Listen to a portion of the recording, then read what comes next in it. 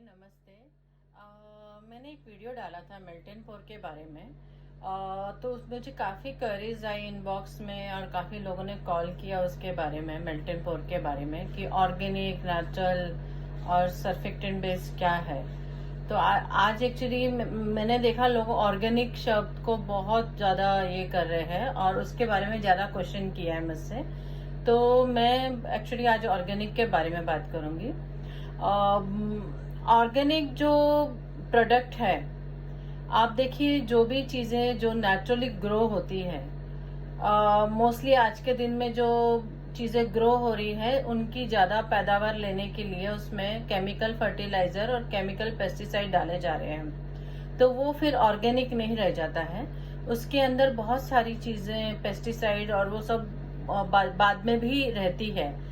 तो organic grow करने के लिए एक्चुअली क्या मतलब जिस जमीन पे 10 साल तक chemical fertiliser and chemical pesticide नहीं यूज किया हो, ऐसी जमीन पे जो चीज ग्रो की जाए without chemical fertiliser and chemical pesticide के, जो भी चीज हो नेचुरल और यूज हो उसमें, उसे हम ऑर्गेनिक प्रोडक्ट कहते हैं।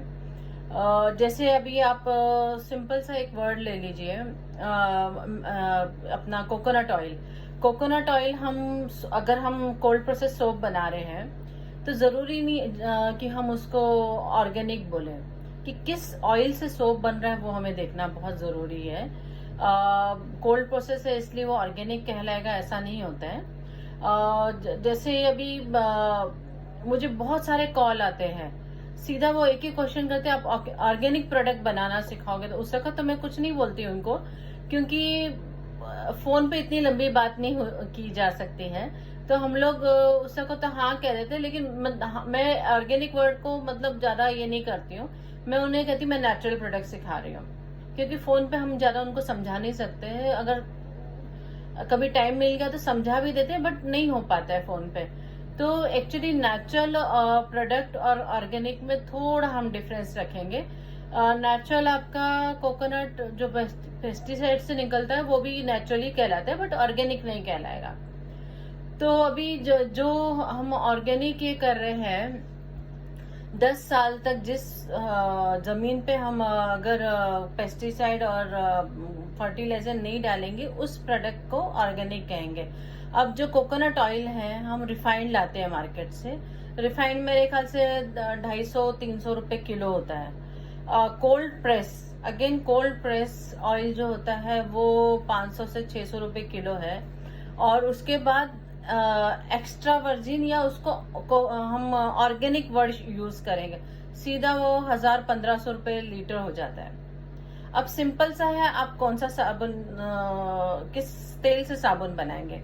क्योंकि जो रिफाइंड होता है, रिफाइंड में बहुत सारे केमिकल प्रोसेस होते हैं। केमिकल प्रोसेस होने के बाद वो उसमें क्योंकि एक ऑयल के अंदर स्मेल होती है, एक ऑयल के अंदर उसका जो कलर होता है, उसको निकालने के लिए उसकी शेल्फ लाइफ, अगर आप कोल्ड प्रेस ऑयल लेंगे, चाहे वो ऑर्गेनिक हो चाहे केमिकल इससे ग्रो किया हुआ हो, उसको आप अगर कोल्ड प्रेस ऑयल लेंगे तो वो ऑयल 6 महीने से ज्यादा उसकी शेल्फ लाइफ नहीं रहती है, खराब हो जाता है। तो उसके अंदर हम अभी उसकी शेल्फ लाइफ बढ़ाने के लिए उसको रिफाइन किया जाता है। रिफाइन करने के टाइम बहुत सारे प्रोसेस होते हैं, जो उसमें से बहुत सारे फैटी एसिड निकाल लिए जाते हैं। एक हम एग्जांपल कोकोनट का ही लेंगे। कोकोनट में जैसे स्टेरिक, लॉरिक, मैरिस्टिक ऐसे होता है, वो उसमें से निकाल लिया जाता है। फिर ऑलिक भी हो जाता है, ऑलिक एसिड भी आता है, लिनोनिक एसिड आता है। ये सारे तेल के अंदर अलग अलग फैटी एसिड होते हैं। जो लॉरिक, मैरिस्टिक, स्टेरिक एसिड जो होते हैं ये सॉलिड फैट के रूप में निकलता है, और लिनोनिक, रेसोलिक और ऑलिक एसिड होता है ये लिक्विड फैट के अंदर निकलता है। तो इसका हम बाद में भी यूज करते हैं, क्रीम, लोशन बनाने में और बहुत चीजों में हम यूज करते हैं। तो जो रिफाइंड ऑयल है वो एक तरह से आप ये समझ लीजिए स्किम मिल्क, जो मार्केट में टेट्रा पैक में निकलता है। यानी आपने पहले दूध में से क्रीम निकाल ली, फिर उसमें से मलाई निकाल ली, अब लास्ट में क्या बचा? पानी। अभी इसको पानी को हम लोग स्किम मिल्क बोलते हैं। सेम वैसे ही आपका रिफाइंड ऑयल होता है, उसमें से सारी जो बोलते हैं ना सारे फैटी एसिड निकाल लिए जाते हैं, लिक्विड सॉलिड टाइप के सारे फैटी एसिड निकाल लिए। विटामिन ई देखो उसमें, या जो भी मिनरल्स होते हैं, जो भी उसमें विटामिन है, वो सारे निकाल लिए जाते हैं। वो निकालने के बाद आपके पास जो तेल बचता है वो किसी काम का नहीं। एक्चुअली हम तो उस ऐसे ऑयल को खाना भी नहीं चाहिए जो हेल्थ के लिए बहुत खराब होता है। डॉक्टर्स कहते हैं कि आप ये ऑयल खाएंगे तो बीमार नहीं, कोलेस्ट्रॉल नहीं होगा, लेकिन बाकी बीमारियां आती है क्योंकि जो बेनिफिशियल विटामिन होते हैं वो सारे निकाल लिए जाते हैं। आप एकदम ब्लैंक ऑयल खा रहे हो, जो गुड कोलेस्ट्रॉल जो उसमें होता है वो भी निकाल लिया जाता है, तो एक ब्लैंक ऑयल आप खा रहे हो जो हेल्थ के लिए खराब रहता है। सेम वैसे ही हम उस ऑयल से अगर सोप बनाएंगे तो वो सोप भी केमिकल बेस ही कहलाएगा। उसको हम सिर्फ नेचुरल वर्ड यूज कर सकते हैं, लेकिन ऑर्गेनिक नहीं यूज कर सकते। अगेन फिर कोल्ड प्रोसेस ऑयल आता है, उसका कॉस्ट बढ़ जाता है, उसकी शेल्फ लाइफ हट जाती है, क्योंकि शेल्फ लाइफ 6 महीने से ज्यादा नहीं रहती है। तो उसकी शेल्फ लाइफ को हम 6 महीने में यूज कर लेते, लेकिन वो हम ये नहीं कह सकते ऑर्गेनिक है या नेचुरल है, क्योंकि वो भी कौन से पेस्टिसाइड से और इससे ग्रो करके ये किए हैं, वो हम ऑयल ले रहे हैं। तो बचा ऑर्गेनिक वर्ड। ऑर्गेनिक, अभी आप मार्केट में हम जाते हैं साबुन बेचने तो कंपैरिजन बहुत होता है, वो इतना सस्ता, ये इतना सस्ता। सिंपल सा एक है कि हम एक ही चीज पूछते हैं, अगर आप हम जो भी सोप बनाएंगे, अगर आप ऑर्गेनिक ऑयल यूज करेंगे वो ऑर्गेनिक कहलाएगा। लेकिन आपने अगर उसमें रिफाइन कर लिया और कोल्ड प्रोसेस आपने ऐसे जो लोकली ऐसे ग्रोन है विथ फर्टिलाइजर्स, तो उसको आप ऑर्गेनिक वर्ड नहीं यूज कर सकते हैं। तो वो आपको कॉस्ट में भी देखना पड़ेगा। रिफाइंड सस्ता होता है, फिर कोल्ड प्रोसेस उससे थोड़ा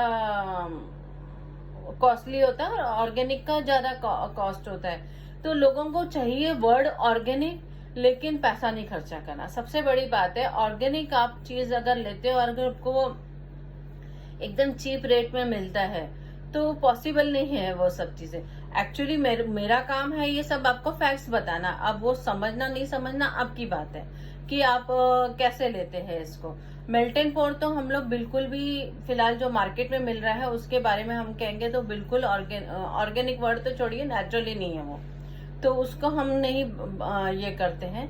लेकिन सीपी सोप भी कॉस्ट में लोग कहते हैं उसका इतना महंगा है, इसका इतना सस्ता है। तो बस ऐसा है कि अगर उन्होंने ऑर्गेनिक ऑयल यूज किया है तो वो कॉस्ट वही लेंगे, क्योंकि 250 रुपए, 600 रुपए और अब 1500 रुपए, ये ऑयल का डिफरेंस आपको समझना होगा।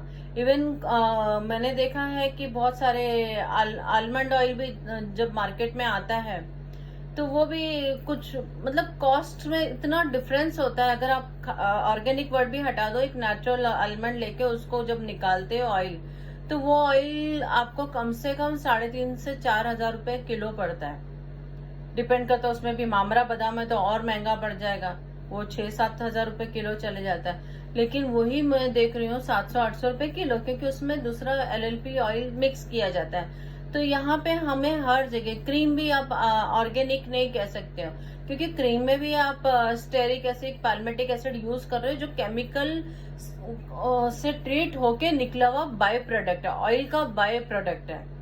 तो ये आप लोग को वर्ड समझने पड़ेंगे। एसेंशियल ऑयल भी ऐसे ही होता है, एक नॉर्मल जो फ्लावर्स ग्रो किए गए होते हैं उससे निकलता है, एक ऑर्गेनिक फ्लावर ग्रो किए हुए एसेंशियल ऑयल से। तो एसेंशियल ऑयल में भी डिफरेंस होता है।